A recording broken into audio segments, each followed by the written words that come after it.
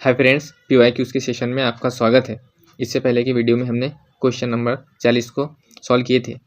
इस वीडियो में हम क्वेश्चन नंबर 41 से 45 तक देखेंगे। शुरू करते हैं हमारा क्वेश्चन नंबर 41। दूसरी कक्षा के अधिकांश शिक्षार्थी 4 कैंडी और 3 कैंडी जैसी 2 मात्राएं जोड़ने में सक्षम होते हैं, लेकिन जब वर्कशीट पर 4+5 करने के लिए कहा जाता है तो अधिकांश वही शिक्षार्थी ऐसा करने में असमर्थ होते हैं। राष्ट्रीय पाठ्यचर्या रूपरेखा 2005 के अनुसार इसका क्या कारण है? तो हम देखेंगे इसका क्या कारण है, समझेंगे हम इसको।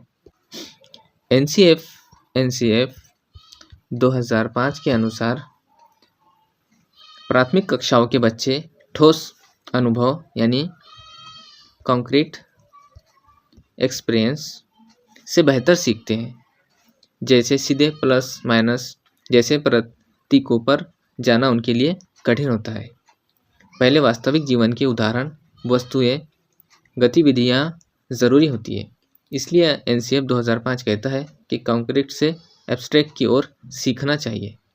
इसलिए हमारा जो सही ऑप्शन होगा यहाँ पे ऑप्शन विकल्प नंबर 2, शिक्षार्थी अमूर्त गणितीय प्रतीकों के उपयोग के लिए तैयार नहीं होते हैं, क्योंकि ये प्राइमरी लेवल के दूसरी कक्षा के छोटे विद्यार्थी होते हैं।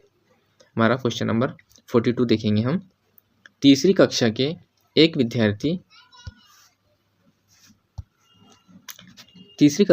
विद्यार्थी से जब 105 को अंक के रूप में लिखने को कहा जाता है तो वह इसे 1005 लिखता है। यह इंगित करता है कि ऑप्शन नंबर 1, उसे स्थानीय मान की अवधारणा को समझने में और सहायता की आवश्यकता है। वह गणित सीखने में अयोग्य है। विद्यार्थी सीखने में कमज़ोर है। वो शरारती है। देखिए ये जो ऑप्शन है, ये जो क्वेश्चन है, इसके ऑप्शन पर ही हम इसको सही आंसर टिक कर सकते हैं। इसका सही आंसर ऑप्शन नंबर 1 है। उसे स्थानीय मान की अवधारणा को समझने में और सहायता की आवश्यकता है। अब हम देखेंगे कि 105 को बच्चा 1005 लिखता है तो उसे 10, 100, 1000 इनकी समझ नहीं है। इनको सही तरीके से वो समझ नहीं पा रहा है। ना तो वो शरारती है, ना ही बच्चे की योग्यता पर सवाल उठाया जा सकता है, बल्कि कॉन्सेप्चुअल गैप प्लेस वैल्यू का संकेत है। वो प्लेस वैल्यू को सही तरीके से नहीं समझ पा रहा है और एनसीएफ कहता है गलती सीखने का संकेत है। शिक्षक को चाहिए कि वो उसे ठोस सामग्री के जरिए समझाए। हमारा अगला क्वेश्चन है क्वेश्चन नंबर 43। भिन्नों की अवधारणा के संदर्भ में निम्नलिखित में से कौन सा कथन सत्य नहीं है? कौन सा कथन सत्य नहीं है? और भिन्न यानी फ्रैक्शंस। हम ऑप्शन पढ़ेंगे। यह एक समान वस्तुओं वाले समूह के भाग को निरूपित करता है। एक भिन्न का गणितीय चिन्ह नोटेशन एक अनुपात के रूप में निरूपित किया जा सकता है। यह एक पूर्ण का वह भाग निरूपित करता है जो कि 1 से बड़ा हो। यह भिन्न का गणितीय चिन्ह नोटेशन एक विभाजन समस्या को निरूपित करने के लिए किया जाता है। अब हम यहाँ देखेंगे कि ऑप्शन पढ़ने के बाद हमें समझ में आ रहा है कि हमारा सही ऑप्शन नंबर 3 है। यह एक पूर्ण का वह भाग निरूपित करता है जो कि 1 से बड़ा हो। इसका एक कारण है कि फ्रैक्शन की मूल अवधारणा होती है होल का पार्ट्स होता है। पार्ट कभी भी होल से बड़ा नहीं होता है। 1 से बड़ा मान होता है, लेकिन पूर्ण का भाग नहीं कहलाता। इसलिए ये कथन कॉन्सेप्चुअली गलत है। देखेंगे हम बाकी विकल्पों से सही है कि फ्रैक्शन समान वस्तुओं के संघर्ष का भाग है। ये समान वस्तुओं के, ये भी सही है। उसके बाद में फ्रैक्शन का रेशो होता है, इसको रेशो में भी समझाया जा सकता है। और फ्रैक्शन ये डिवीज़न भी होता है। बाकी 3 ऑप्शन यहाँ पे फ्रैक्शन के ताल्लुक से सही है, सिर्फ ऑप्शन नंबर 3 ही वहाँ पर उसमें लॉजिक में वो सही नहीं बैठता है, इसलिए हमारा सही ऑप्शन ऑप्शन नंबर 3 है। बढ़ते हैं हमारे अगले क्वेश्चन की तरफ। Question number 44। राधा सोमवार, बुधवार और शुक्रवार को प्रतिदिन 3 किलोमीटर 725 मीटर चलती है। सोमवार, बुधवार और शुक्रवार को प्रतिदिन 3 किलोमीटर 725 मीटर चलती है, जबकि मंगलवार और बृहस्पतिवार को वह प्रतिदिन 2 किलोमीटर 9 मीटर चलती है। उसके द्वारा सोमवार से शुक्रवार तक चली गई कुल दूरी कितनी है? बहुत आसान क्वेश्चन है, प्लस माइनस का ही क्वेश्चन है। इसमें ऐड करना है हमको जो जो किलोमीटर दिए हुए हैं। अब हम यहाँ देखेंगे कि किलोमीटर को, जो इसमें मीटर को हम किलोमीटर में तब्दील कर देंगे और कुल दूरी का हम क्या करेंगे, उसको प्लस कर देंगे। अब यहाँ पे 3 किलोमीटर 725 मीटर है, तो हम इसको 3.725 किलोमीटर लिख लेंगे। उसके बाद 2 किलोमीटर 9 मीटर है, तो इसको 2.009 किलोमीटर लिख लेंगे। अब हम देखेंगे कि सोमवार, बुधवार और शुक्रवार 3 दिन क्या वो 3.725 किलोमीटर चलती है, तो इसको हम क्या करेंगे, 3 दिन एक समान दूरी को तय करती है, तो हम इसको क्या करेंगे, 3 से मल्टीप्लिकेशन करेंगे।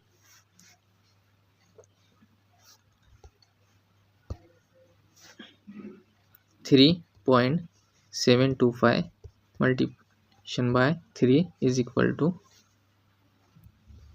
11.175 किलोमीटर। अब 2 दिन मंगलवार और गुरुवार को वो 2.009 मल्टीप्लिकेशन बाय 2 4.018 किलोमीटर। अब हम यहाँ देखेंगे कुल दूरी उनकी 11.175 plus 4.018 is equal to 15.193 kilometre. अब हम देखेंगे कि जो हमारा आंसर आया 15.193 किलोमीटर, ये कौन से ऑप्शन में है। अगर जी हमारा ऑप्शन से जुड़ जाता है, ऑप्शन नंबर 2 हमारा करेक्ट आंसर हो गया। ऑप्शन नंबर 2 हमारा करेक्ट आंसर हो गया। अब देखेंगे हम अगला क्वेश्चन, क्वेश्चन नंबर 45। जैस्मिन ने कहा, एक आयत में विपरीत भुजाओं के 2 युग्म समांतर होते हैं। जैस्मिन ने कहा, एक आयत में विपरीत भुजाओं के 2 युग्म समांतर होते हैं। एक वर्ग में भी विपरीत भुजाओं के 2 युग्म समांतर होते हैं। उसी प्रकार एक समांतर चतुर्भुज में भी, इसलिए आयत और वर्ग दोनों ही समांतर चतुर्भुज होंगे। जैस्मिन वैन हेली के सिद्धांत के ज्यामितीय चिंतन के किस स्तर पर है। तो हमको यहाँ देखना है कि Jasmine van Hiele theory of geometry thinking के किस स्टेज पर है। इसके ऑप्शन है फार्मूलाज, डिडक्शन, विजुअलाइजेशन, एनालिसिस और रिलेशनशिप। अब हम यहाँ देखेंगे जैस्मिन विभिन्न आकृतियों जैसे रेक्टेंगल, स्क्वायर, पैरेललोग्राम,